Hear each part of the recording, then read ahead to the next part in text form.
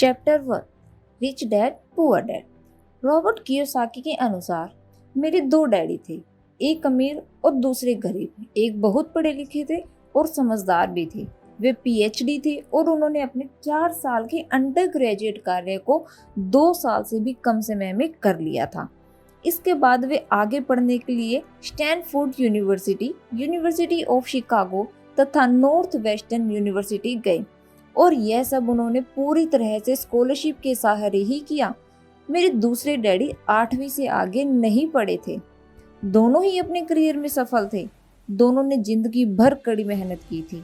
दोनों ने ही काफी पैसा कमाया था, परंतु उनमें से एक पूरी जिंदगी पैसे के लिए परेशान होता रहा। दूसरा हवाई के सबसे अमीर व्यक्तियों में से एक बन गया। एक के मरने पर उसके परिवार, चर्च और जरूरतमंदों को करोड़ों डॉलर की दौलत मिली। दूसरा अपने पीछे कर्ज छोड़कर मरा। मेरे दोनों डैडी इरादे के पक्के, चमत्कारी और प्रभावशाली थे। दोनों ने मुझे सलाह दी, परंतु उनकी सलाह एक जैसी नहीं थी। दोनों ही शिक्षा पर बहुत जोर देते थे, परंतु उनके द्वारा सुझाए गए पढ़ाई के विषय अलग अलग थे। अगर मेरे पास केवल एक ही डैडी होते तो मैं या तो उनकी सलाह मान लेता या फिर उसे ठुकरा देता। क्योंकि सलाह देने वाले दो थे, इसीलिए मेरे पास दो विरोधाभासी विचार होते थे, एक अमीर डैडी के और दूसरे गरीब डैडी के। किसी भी एक विचार को सीधे सीधे मान लेना या न मानने के बजाय मैं उनकी सलाहों पर काफी सोचा करता था, उनकी तुलना करता था और फिर खुद के लिए फैसला किया करता था। समस्या यह थी कि अमीर डैडी अभी अमीर नहीं थे और गरीब डैडी अभी गरीब नहीं थे। दोनों ही अपने करियर शुरू कर रहे थे और दोनों ही दौलत तथा परिवार के लिए मेहनत कर रहे थे, परंतु पैसे के बारे में दोनों के विचार और नजरिए एकदम अलग थे। उदाहरण के तौर पर एक डैडी कहते थे, पैसे का मोह ही सभी बुराइयों की जड़ है, जबकि दूसरे डैडी कहा करते थे, पैसे की कमी ही सभी बुराइयों की जड़ है। जब मैं छोटा था तो मुझे दोनों डैडियों की अलग अलग सलाहों से दिक्कत होती थी। एक अच्छा बच्चा होने के नाते मैं दोनों की बातें सुनना चाहता था। परेशानी यह थी कि दोनों एक सी बातें नहीं कहते थे। उनके विचारों में जमीन आसमान का फर्क था। खासकर पैसे के मामले में मैं काफी लंबे समय तक यह सोचा करता कि उनमें से किसने क्या कहा, क्यों कहा और उसका परिणाम क्या होगा। मेरा बहुत सा समय सोच विचार में ही गुजर जाता था। मैं खुद से बार बार इस तरह के सवाल पूछा करता, उन्होंने ऐसा क्यों कहा, और फिर दूसरे डैडी की कही हुई बातों के बारे में भी इसी तरह के सवाल पूछता। काश मैं ये बोल सकता, हाँ वे बिल्कुल सही है, मैं उनकी बातों से पूरी तरह सहमत हूँ, या यह कहकर मैं सीधे उनकी बात ठुकरा सकता, बूढ़े को यह नहीं पता कि वह क्या कह रहा है। क्योंकि दोनों ही मुझे प्यारे थे, इसीलिए मुझे खुद के लिए सोचने पर मजबूर होना पड़ा। इस तरह सोचना मेरी आदत बन गई, जो आगे चलकर मेरे लिए बहुत फायदेमंद साबित हुई। अगर मैं एक तरह ही सोच पाता तो ये मेरे लिए इतना फायदेमंद नहीं होता। धन दौलत का विषय स्कूल में नहीं बल्कि घर पर पढ़ाया जाता है। शायद इसीलिए अमीर लोग और ज्यादा अमीर होते जाते हैं, जबकि गरीब और ज्यादा गरीब होते जाते हैं और मध्य वर्ग कर्ज में डूबा रहता है।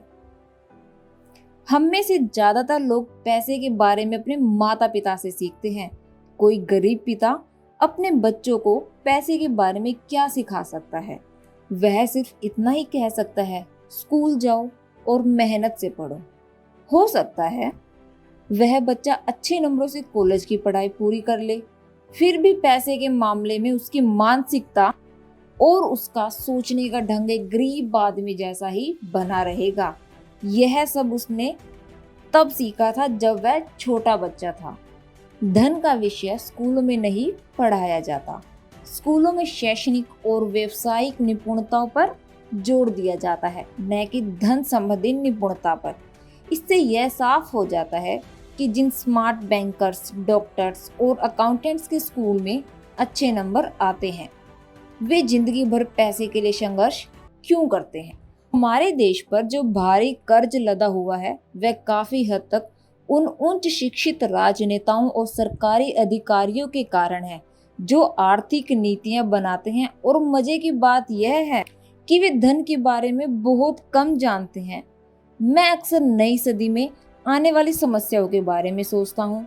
तब क्या होगा जब हमारे पास ऐसे करोड़ों लोग होंगे जिन्हें आर्थिक और चिकित्सकीय मदद की जरूरत होगी। धन संबंधी मदद के लिए या तो वे अपने परिवारों पर या फिर सरकार पर निर्भर होंगे। क्या होगा जब मेडिकेयर और सोशल सिक्योरिटी के पास का पैसा खत्म हो जाएगा? किस तरह कोई देश तरक्की कर पाएगा? अगर पैसे के बारे में पढ़ाई की जिम्मेदारी माता पिता के ऊपर छोड़ दी जाएगी, जिनमें से ज्यादातर गरीब है या गरीब होंगे। क्योंकि मेरे पास दो प्रभावशाली डैडी थे, इसलिए मैंने दोनों से ही सीखा। मुझे दोनों की सलाह पर सोचना पड़ता था। इस तरह से सोचते सोचते मैंने यह भी जान लिया कि किसी व्यक्ति के विचार उसकी जिंदगी भर कितना जबरदस्त प्रभाव डाल सकते हैं। उदाहरण के तौर पर एक डैडी को यह कहने की आदत थी, मैं इसे नहीं खरीद सकता। दूसरे डैडी इन शब्दों के इस्तेमाल से चिढ़ते थे। वे जोर देकर कहा करते थे कि मुझे इसकी वजह यह कहना चाहिए, मैं इसे कैसे खरीद सकता हूँ। पहला वाक्य नकारात्मक है और दूसरा प्रश्नवाचक है। एक में बात खत्म हो जाती है और दूसरे में आप सोचने के लिए मजबूर हो जाते हैं। मेरे जल्द ही अमीर बनने वाले डैडी ने मुझे समझाया कि जब हम कहते हैं मैं इसे नहीं खरीद सकता, तो हमारा दिमाग काम करना बंद कर देता है। इसके बजाय जब हम यह सवाल पूछते हैं, मैं इसे कैसे खरीद सकता हूँ, तो हमारा दिमाग काम करने लगता है। उनका यह मतलब नहीं था कि आपका जिस चीज पर दिल आ जाए उसे खरीद ही लें। वे लगभग दीवानगी की हद तक अपने दिमाग को कसरत करवाना चाहते थे, क्योंकि उनके ख्याल से दिमाग दुनिया का सबसे ताकतवर कंप्यूटर है। मेरा दिमाग हर रोज तेज होता जाता है क्योंकि मैं इसकी कसरत करता रहता हूँ। यह जितना तेज होता जाता है, मैं इसकी मदद से उतना ही ज्यादा पैसा कमा सकता हूँ। उनका मानना था कि मैं इसे नहीं खरीद सकता कहना दिमाग की आलस की पहचान है। हालांकि दोनों ही डैडी अपने काम में कड़ी मेहनत करते थे, परंतु मैंने देखा कि पैसे के मामले में एक डैडी की आदत यह थी कि वे अपने दिमाग को सुला देते थे और दूसरे डैडी अपने दिमाग को लगातार कसरत करवाते रहते थे। इसका दीर्घकालीन परिणाम यह हुआ कि एक डैडी आर्थिक रूप से बहुत अमीर होते चले गए, जबकि दूसरे डैडी लगातार कमजोर होते गए। इसे इस तरह से समझिए कि एक व्यक्ति हर रोज कसरत करने के लिए जिम जाता है, जबकि दूसरा व्यक्ति अपने सोफे पर बैठकर टीवी देखता रहता है। शरीर की सही कसरत से आप ज्यादा तंदुरुस्त हो सकते हैं और दिमाग की सही कसरत से आप ज्यादा अमीर हो सकते हैं। आलस्य से स्वास्थ्य और धन दोनों का नुकसान होता है। मेरे दोनों डैडियों के विचारधारा में जमीन आसमान का अंतर था। एक डैडी की सोच थी कि अमीरों को ज्यादा टैक्स देना चाहिए ताकि बेचारे गरीबों को ज्यादा फायदा मिल सके, जबकि दूसरे डैडी कहते थे टैक्स उन लोगों को सजा देता है जो उत्पादन करते हैं और उन लोगों को इनाम देता है जो उत्पादन नहीं करते हैं। एक डैडी सिखाते थे मेहनत से पढ़ो ताकि तुम्हें किसी अच्छी कंपनी में नौकरी मिल जाए, जबकि दूसरे डैडी की सीख यह थी मेहनत से पढ़ो ताकि तुम्हें किसी अच्छी कंपनी को खरीदने का मौका मिल जाए। एक डैडी कहते थे मैं इसलिए अमीर नहीं हूँ क्योंकि मुझे बाल बच्चों को पालना पड़ता है। दूसरे डैडी कहते हैं मुझे इसीलिए अमीर बनना है क्योंकि मुझे बाल बच्चों को पालना है। एक डैडी डिनर की टेबल पर पैसे और बिजनेस के बारे में बात करने के लिए हमेशा प्रोत्साहित करते थे। दूसरे डैडी भोजन करते समय पैसों की बातें करने के लिए मना करते थे। एक का कहना था जहां पैसे का सवाल हो सुरक्षित कदम उठाओ, खतरा मत उठाओ। दूसरे का कहना था खतरों का सामना करना सीखो। एक का मानना था हमारा घर ही हमारा सबसे बड़ा निवेश और हमारी सबसे बड़ी संपत्ति है। दूसरे का मानना था मेरा घर मेरा दायित्व है और अगर आपका घर आपकी नज़र में आपका सबसे बड़ा निवेश है तो आप गलत हैं। दोनों ही डैडी अपने बिल समय पर चुकाते थे, परंतु उनमें से एक सबसे पहले अपने बिल चुकाता था जबकि दूसरा सबसे आखिरी में। एक डैडी का यह मानना था कि कंपनी या सरकार को आपका ध्यान रखना चाहिए और आपकी ज़रूरतों को पूरा करना चाहिए।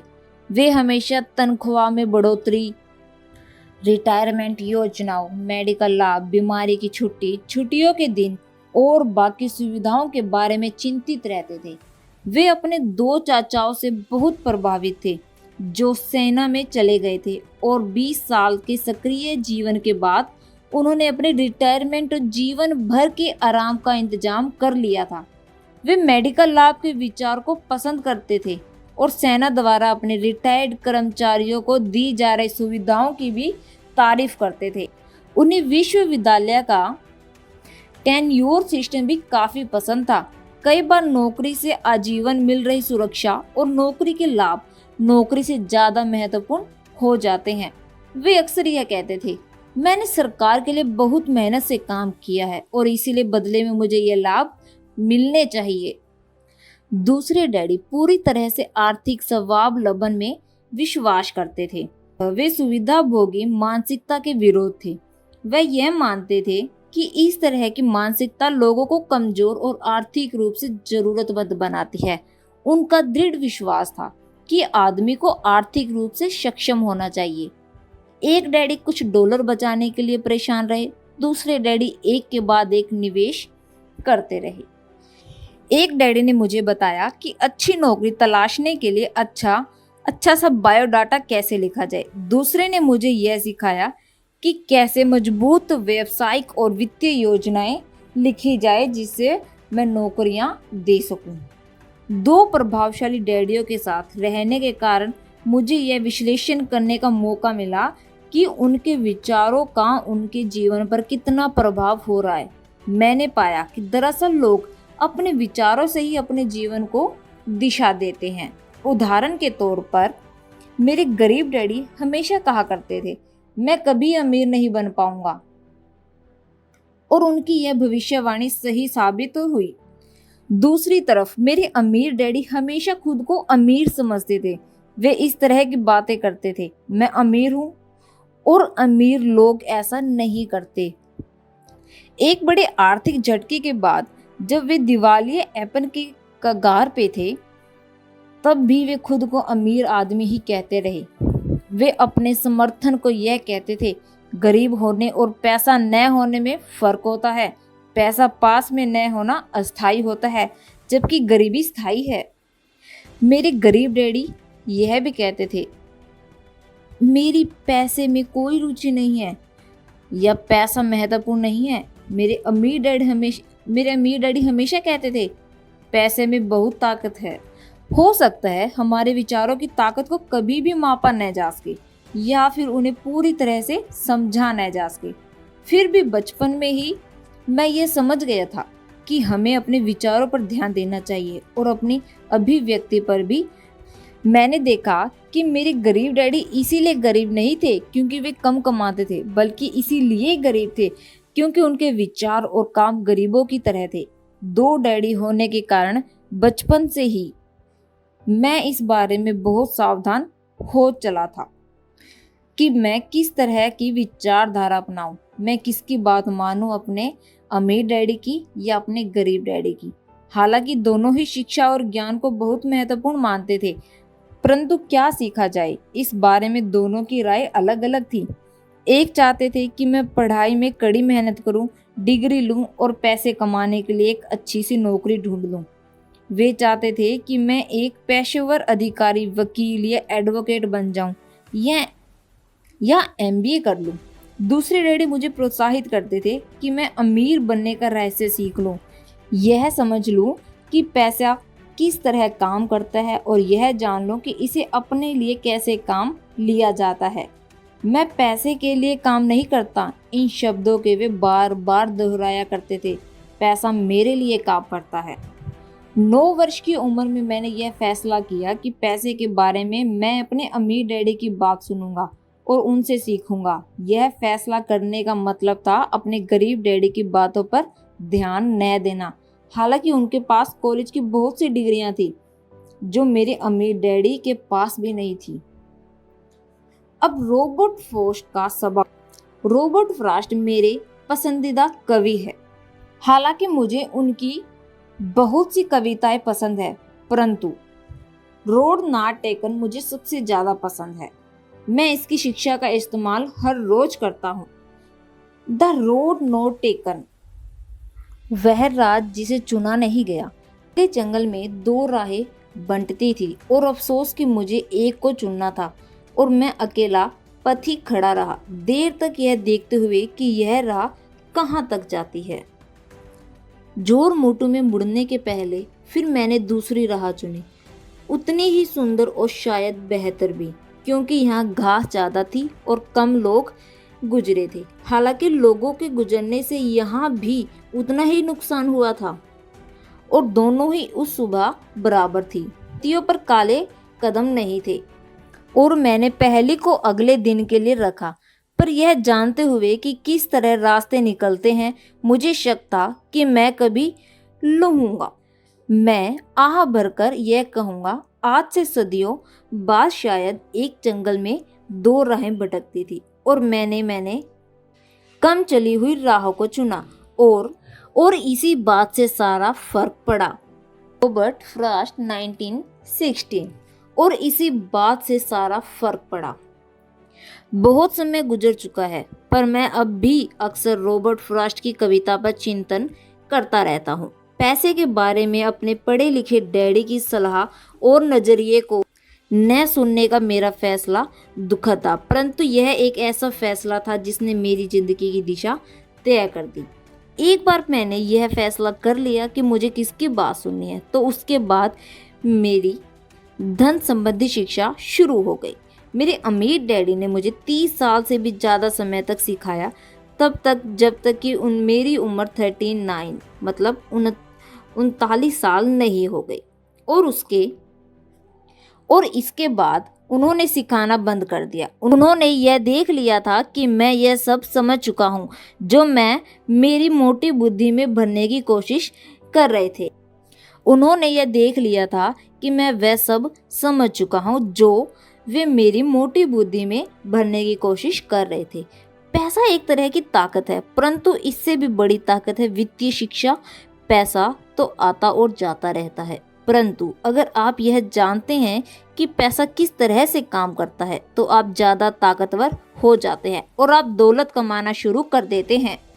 केवल सकारात्मक चिंतन से ही समस्या हल नहीं हो सकती, क्योंकि ज़्यादातर लोग स्कूल में पढ़ते हैं और वहाँ वे कभी यह नहीं सीख पाते कि पैसा किस तरह से काम करता है। इसीलिए वे पैसे के लिए काम करने में अपनी सारी जिंदगी बर्बाद कर देते हैं।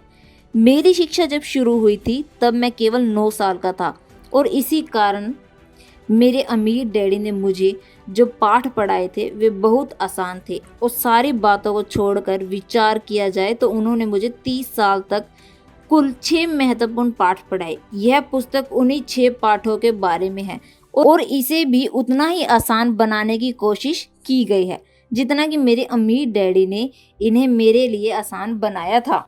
यह पाठ आपके लिए जवाब की तरह नहीं लिखे गए हैं, बल्कि मार्गदर्शन की तरह लिखे गए हैं। ऐसे मार्गदर्शन को ज़्यादा अमीर बनने में आपकी और आपके बच्चों की मदद करेंगे, चाहे बदलती हुई इस अनिश्चित दुनिया में कुछ भी होता रहे। सबक 1, अमीर लोग पैसे के काम नहीं करते। सबक 2, पैसे की समझ क्यों सिखाई जानी चाहिए। सबक 3, अपने काम से काम रखो। सबक 4, टैक्स का इतिहास और कॉरपोरेशन की ताकत। सबक 5, अमीर लोग पैसे का आविष्कार करते हैं। सबक 6, सीखने के लिए काम करें, पैसे के लिए काम न करें।